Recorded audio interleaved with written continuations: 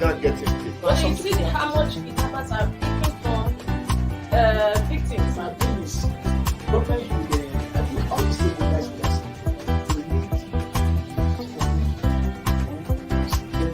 get that, and I think we get that.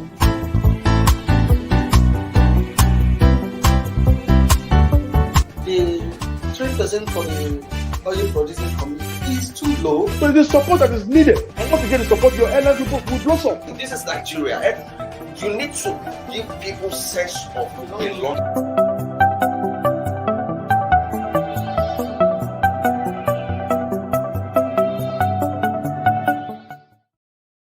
Good morning. This is Inside Nigeria on Leadership Television on this Friday, last edition for the week.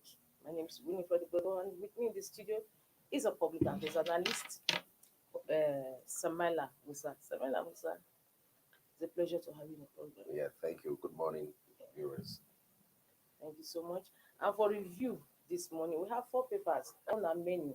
We have Nigeria's most influential and leading newspaper, Leadership. We have Daily Sun newspaper, Nigerian Tribune, and of course, our sister publication, National Economy. We are going to be flagging it up with our staple, and that is leadership. Leadership's main headline story this morning is civil society organizations, stakeholders set criteria for electing next president. Civil society organizations, stakeholders set criteria for electing next president. Say candidate must be free of corruption, health issues, must have capacity to revitalize economy, create jobs, must keep World Bank, IMF at arm's length. CSOs, stakeholders set criteria for electing next president. This is the story that Leadership newspaper is leading with this Friday. Yeah, okay. I think they are doing what they are supposed to do. You know, the CSOs, all the stakeholders, setting criteria. But unfortunately, most of the things they are also canvassing for perhaps not doable in the Nigeria of today, because we need to face reality. I read somewhere where I think was it IPAC or something was mentioning that the PDP and the APC does not have the kind of people who can actually, who qualify for this kind of criteria they are setting. I mean, we need to tell ourselves the truth. We all know that everything has to be procedural. Yes. You understand? These are the ruling parties. If you know you have what it takes to, take Nigeria out of this doldrum, then you have to go and join one of these parties. Nigeria is not, we have not gotten to a stage, because each time we need to remind ourselves, Nigeria is a third world country. We are not that advanced that we think, party structure does not matter. On election day, I can just come, flaunt my CV, and people will just go there and vote for me. You understand? No, we have not gotten to that stage. We need to be realistic. If you know you have what it takes, you need to go slug it out in one of these ruling parties. And that's where we are today, But beyond that, because I saw quite a lot of things they wrote there. But you see, there are major things that have been left out. There are issues in Nigeria. Okay, let me take, for instance, when this government came into power, and even up till today, which is 7 years plus, their most profound ringing tone is, 16 years of PDP misrule. The other one they always talk about is when we came on board, dollar was so bad. The exchange rate became so bad. When Obasanjo came into power, the situation was messier than what we have today. Exchange rate was something else. But the man straight just went to work. You understand? He hits the ground running.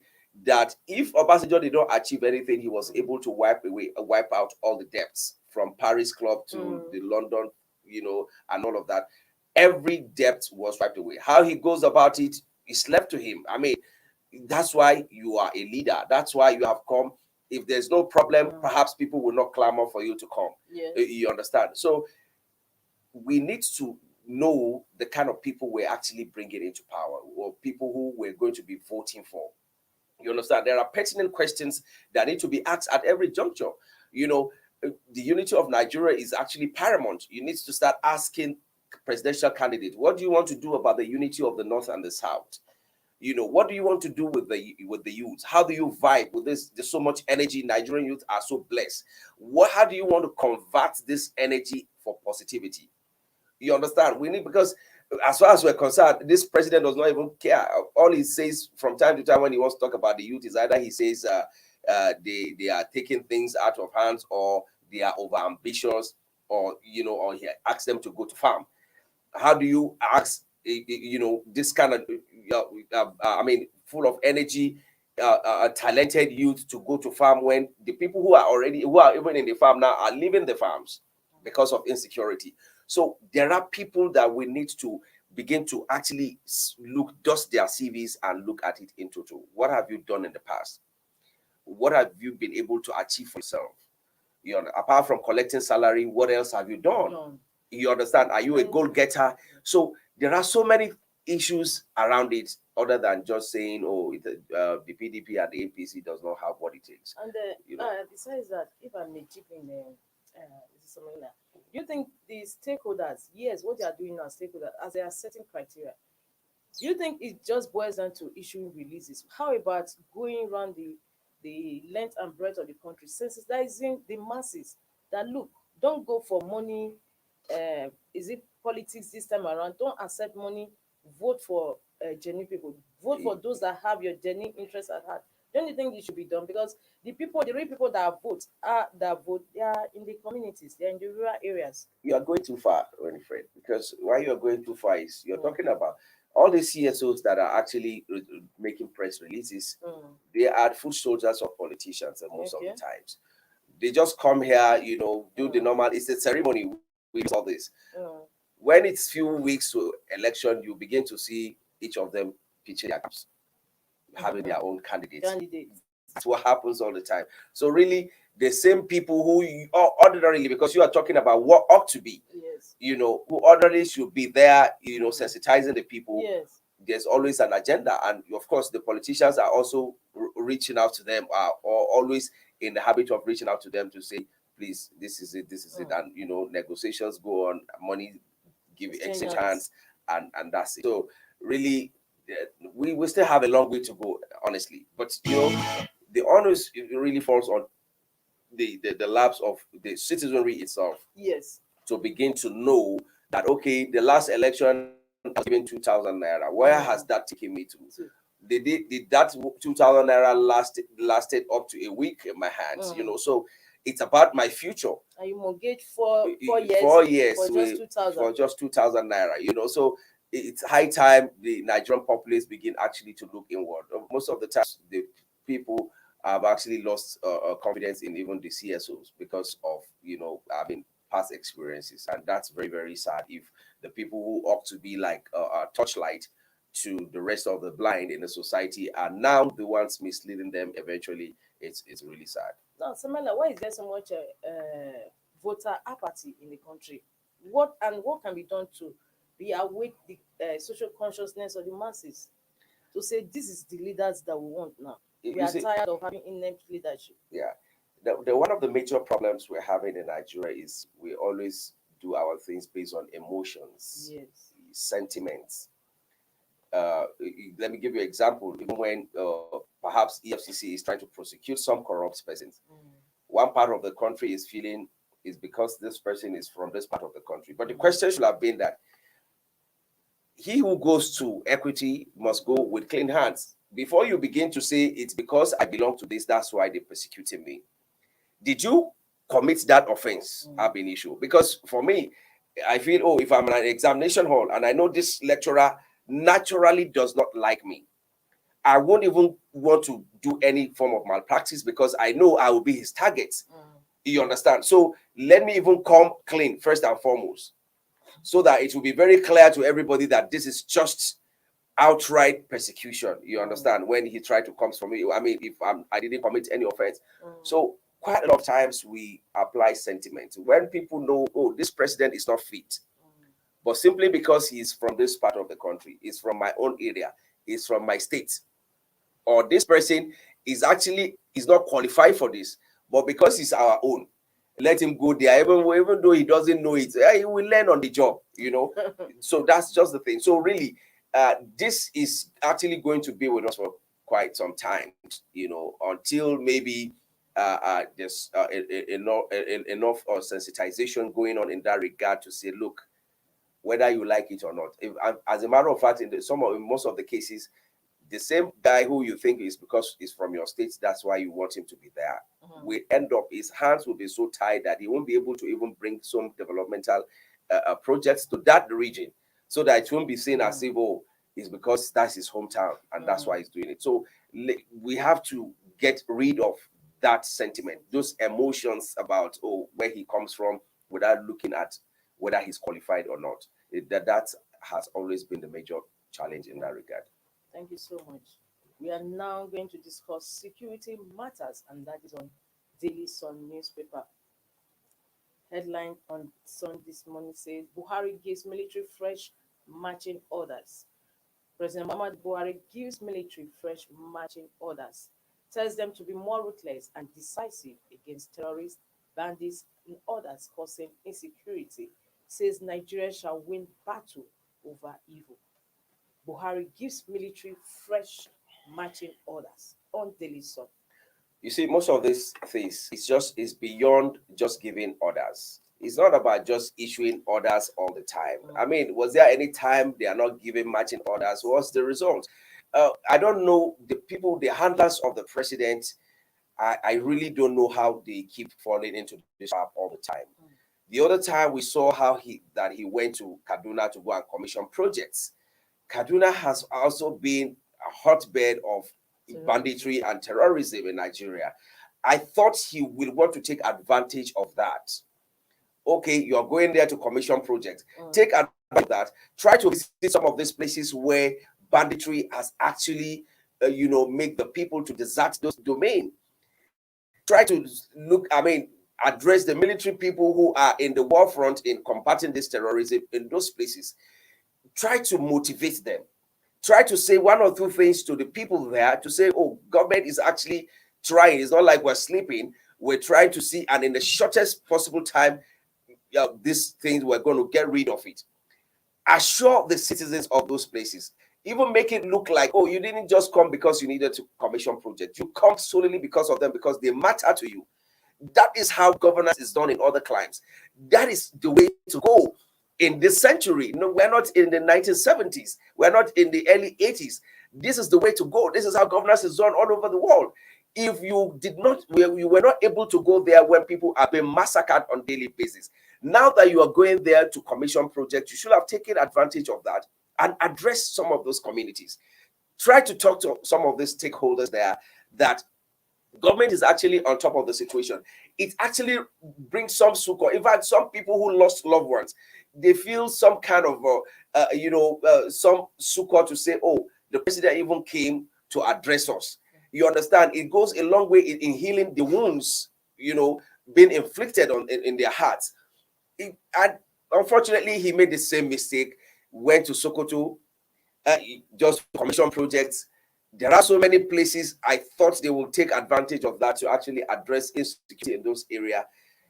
He was scheduled to also go to Zamfara, yes, which is the hottest. They claim whether Zamfara to Sokoto is 3 hours. I do not think at this age and time we want to have a president that cannot travel 3 hours to go and address where people are being killed in their hundreds on daily basis. 1,000 plus persons in the space of how many months? Yet we can give excuse that the president cannot travel for 3 hours on that road. That's not acceptable, honestly. So really, it go beyond just issuing orders all the time. This is not the time to just keep giving orders. They are used to others. Their commanders are giving orders. You are once a military officer, you know what it means for the sitting president to actually come to motivate them, give them some kind of pep talk to say, we trust you, we have confidence in you, we know you can do it. That goes a long way. It goes beyond all just issuing orders all the time. They are used to all this. So really, I don't know what the handlers of the president are doing. It's enough of all this, please.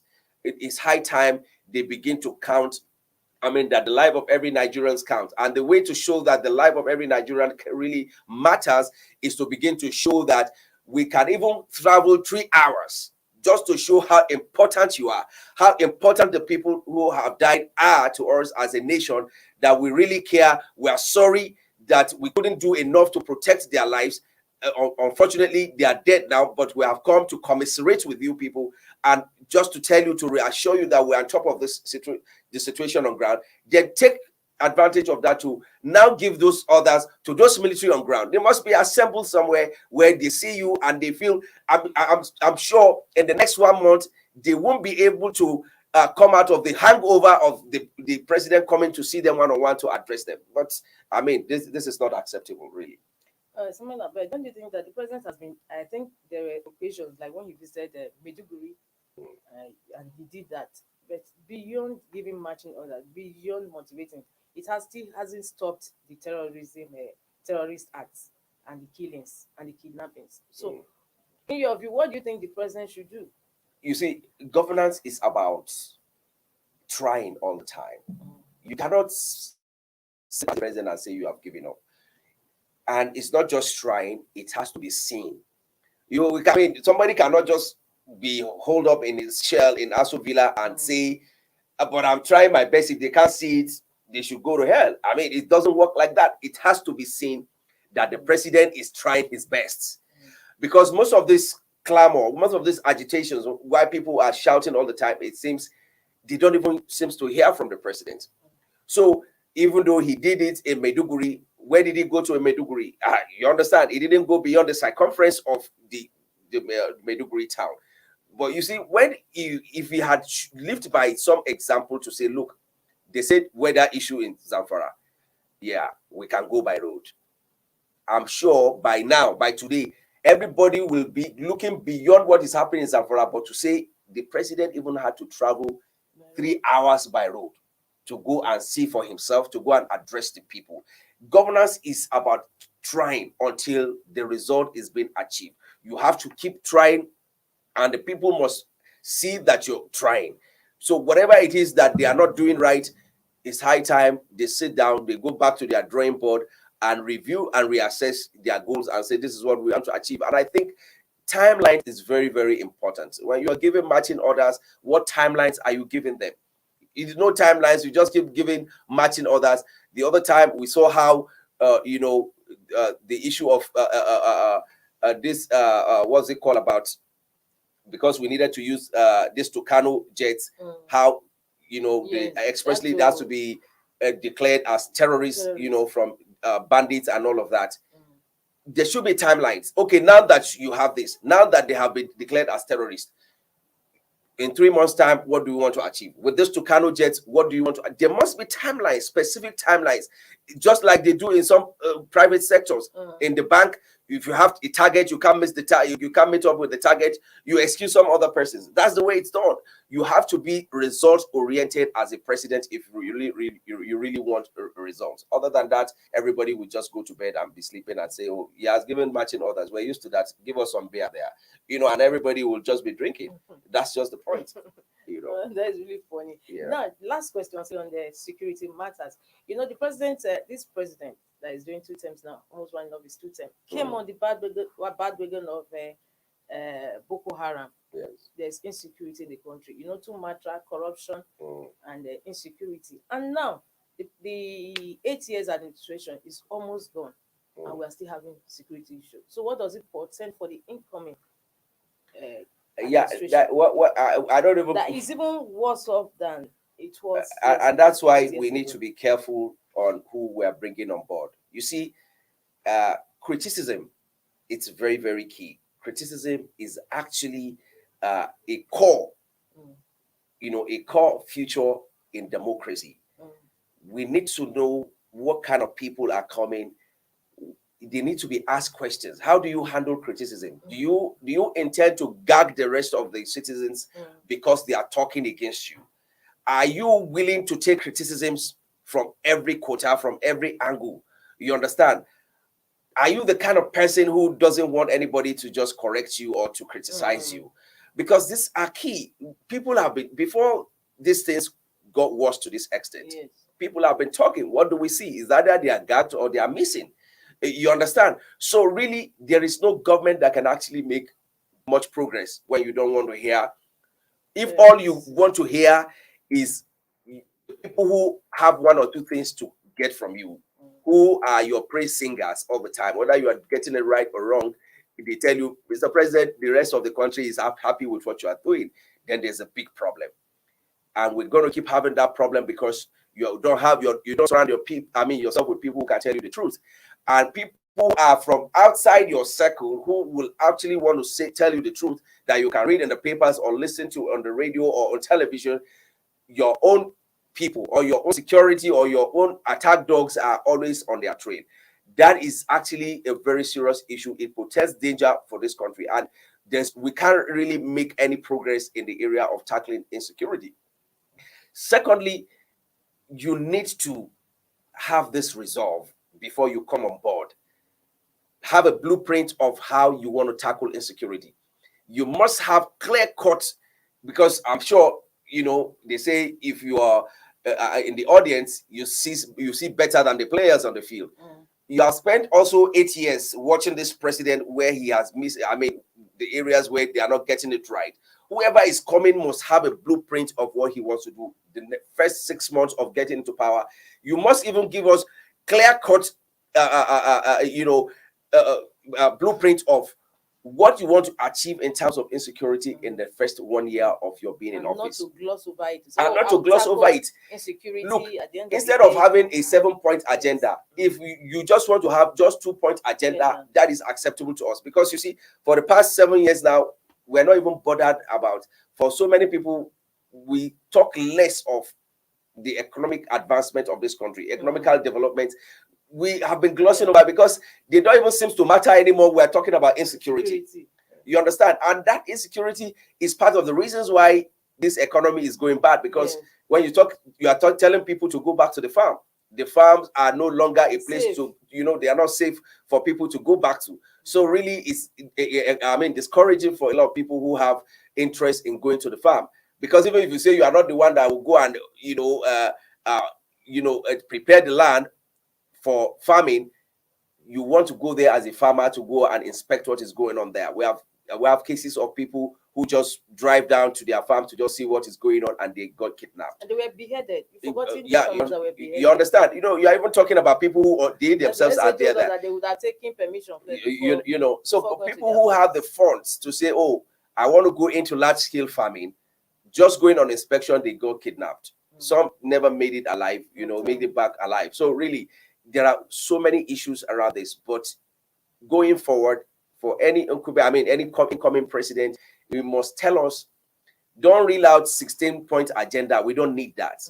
Just give us just two. And swear under oath that these two, you are given timelines on when this will be achieved. Until when that is achieved, you are not even making it, you are not moving further from that until that is achieved. Because for every serious country, you will know that insecurity is a major issue on which it's a fulcrum on which all other developmental projects will actually stand on. You understand? Foreign direct investment, we saw how that is actually declining on daily basis. The foreign investors are not madmen. Even their embassies are advising them from time to time. You understand? So even if we, the citizens of Nigeria, are feeling the country is not safe, how much more of people who want to come in to come and invest? So really, these are areas that need to be looked into with any other person who is coming, who it must be someone who actually show some empathy, some emotions that really says this one really cares about the people and really cares about their safety of lives and property of Nigerians. That's just the way going forward. Thank you so much. At least we're already setting the agenda for the incoming administration. On this, we are going on a break right now. When we come back, we'll be reviewing the 2 papers we have on our menu. Please don't go away. Stay tuned.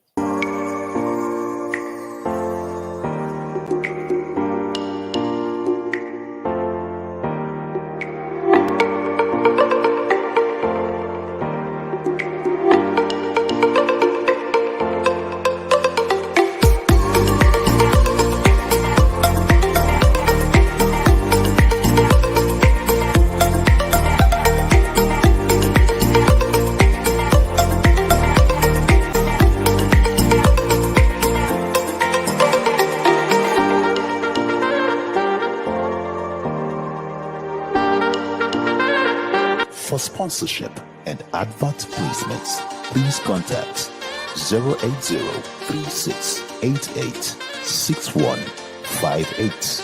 Last Word Leadership Podcast Studio. You have the last word.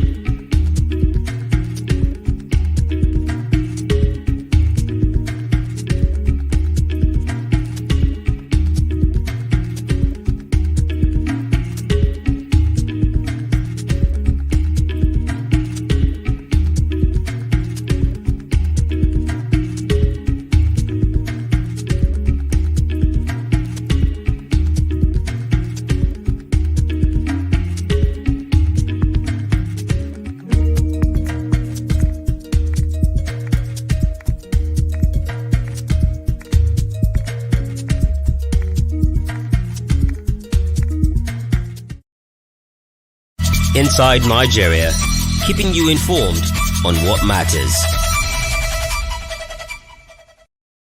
Welcome back. This is Inside Nigerian Leadership Television, and I've been with public affairs analyst Samaila Musa. Samaila, thank you so much. Thank you for having me. And I remain Winifred Ugwebo. So we are moving over to our newspaper review. And the paper we have next on our menu is our sister publication, National Economy. National Economy says this morning, Nigerians living below poverty level, below poverty, may hit 102 million in 2022. That is this year. Nigerians living below poverty may hit 102 million in 2022. As experts call for massive investment in small and medium enterprises, agreed to reverse ugly trend. Nigerians living below poverty may hit 102 million in 2022. This is on National Economy. Well, I think this figure they are mentioning, because already that area should have been declared. They said Nigeria's population emergency. is about 200 million or more than. Well, whatever So it is, it's neither here nor there.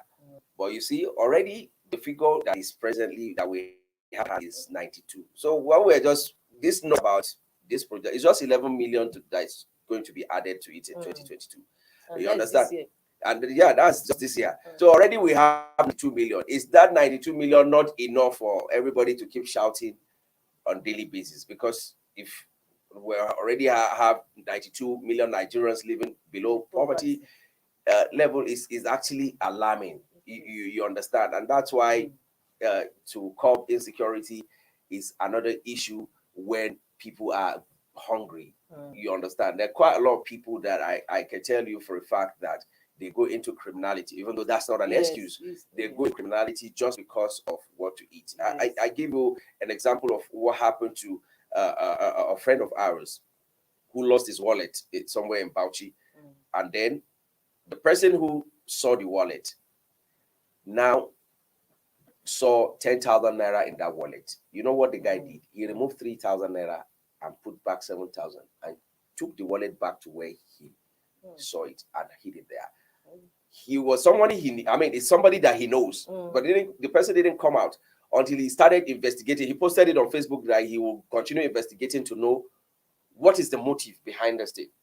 And eventually, for his wallet being taken. No, for the person to return, because how did somebody saw 10,000 naira, pick 3,000 and return 7,000? You understand? He wants to know. Clear conscience. You get it. He just felt he wanted to know who this person is, and he eventually got to know the person. So the guy stays around the neighborhood, and the person said he didn't steal it. Actually, he saw it on the ground, and because his family had not eaten for 2 days.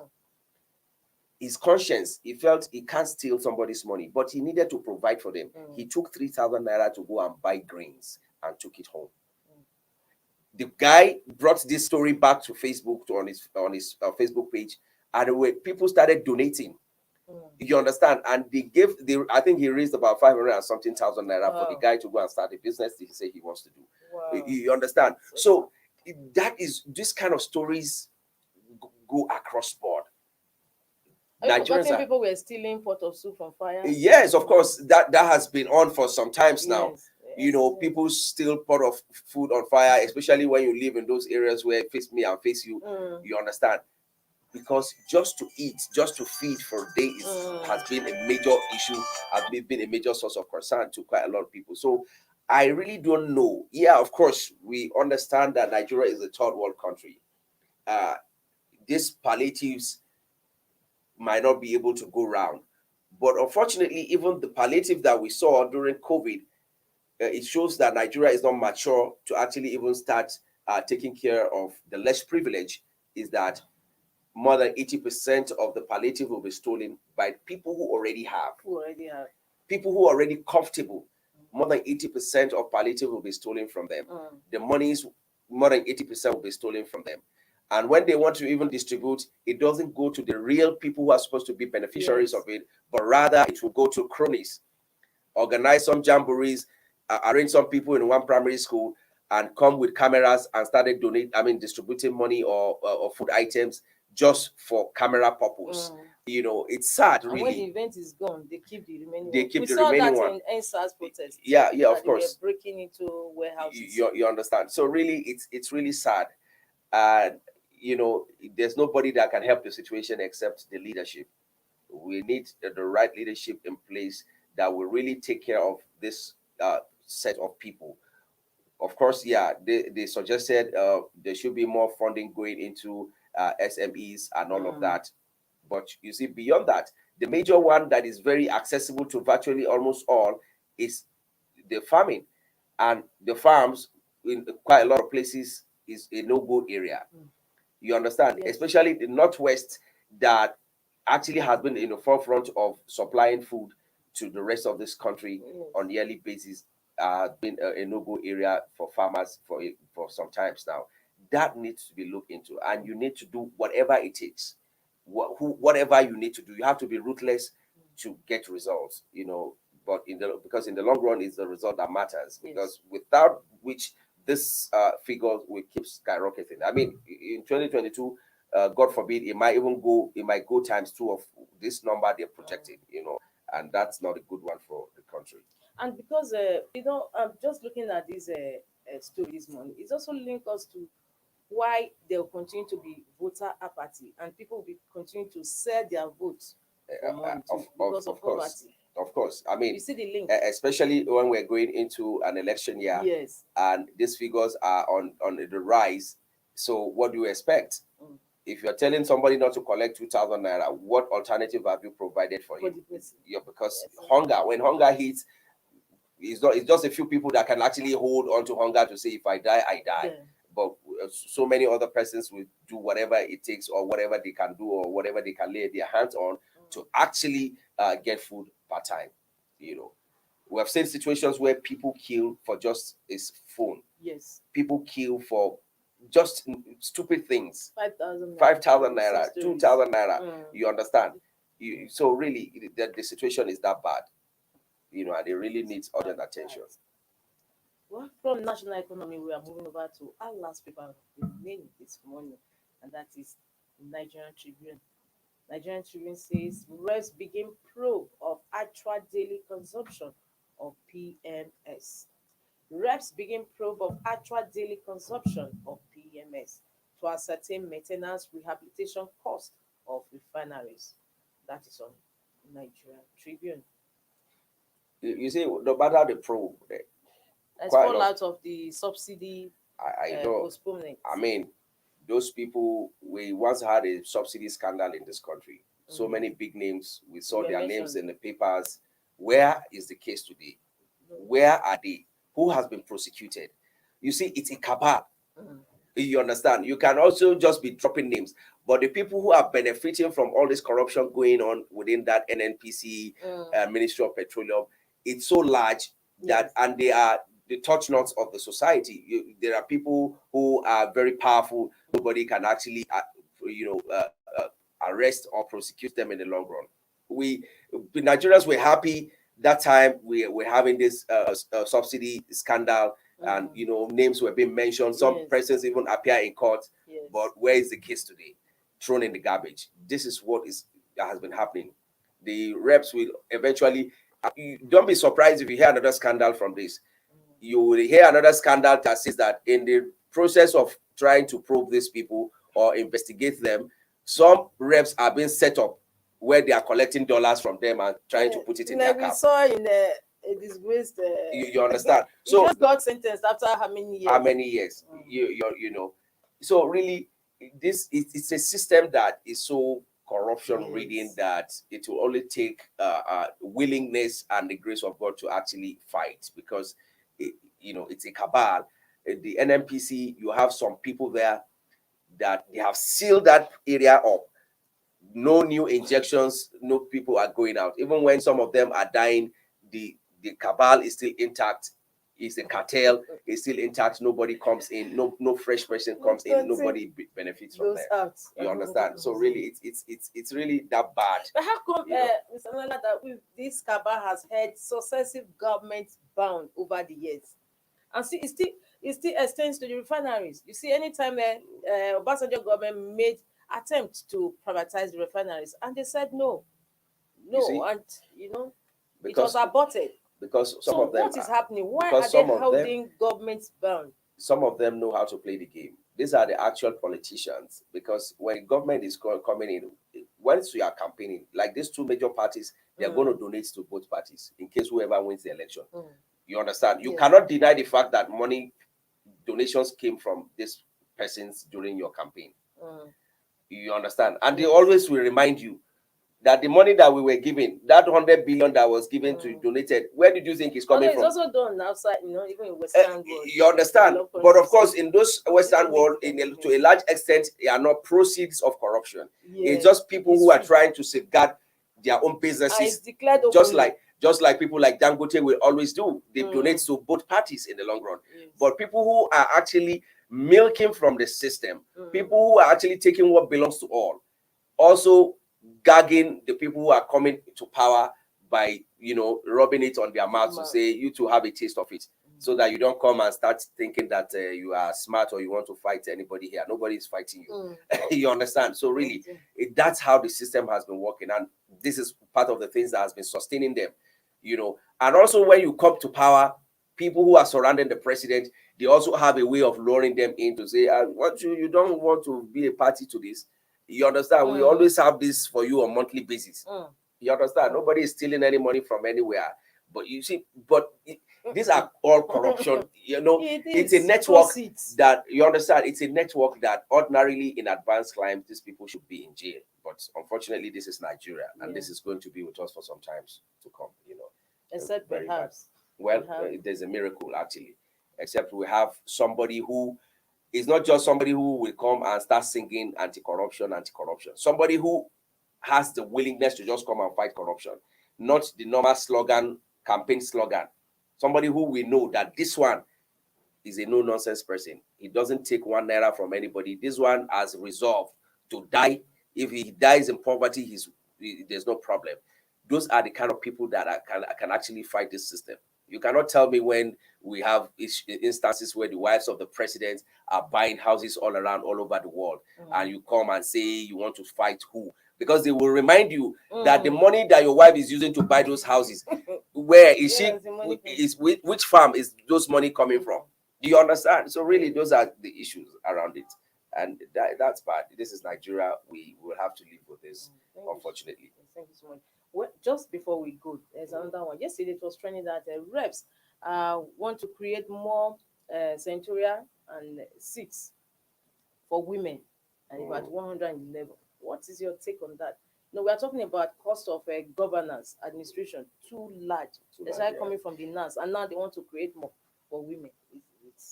Does it speak well? Well, I think it doesn't really speak well if you're just trying to create. Because I don't know, I've not read the formula they want to use in creating that space. Are they saying from every constituency? Yes, whether two seats for women, senators, then we have House of Reps too. Well, I think Focus.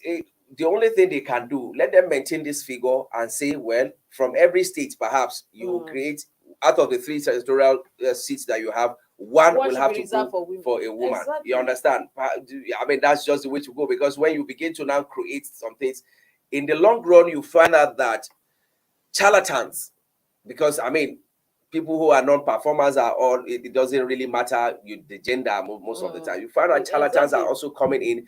Some governors are pushing their wives forward to go and occupy those seats. You know, people pinpointing, godfathers pinpointing who their girlfriends to go and occupy those seats. You understand? So really, it's just a waste of money funds. being too much, the expenditure for now. You know, you want to create more. It's just a waste of public funds. Insensitivity. Actually, it's a waste of public funds. Exactly. You know. Well, thank you so much, Samana, for your thoughts on daily headlines this morning. It's been a pleasure having you around. Thank you for Hope to having see me. more of you. Thank you. Next time. Yeah. Well, viewers, this will come to an end on today's Inside Nigeria. Don't forget, next week Monday is another day. Meanwhile, here is wishing you a beautiful weekend. And don't forget to stay safe. It's your responsibility to stay safe. I remain winning for the world. See you on Monday. Thank you for watching. For sponsorship and advert placements, please contact 080-3688-6158. Last Word Leadership Podcast Studio. You have the last word.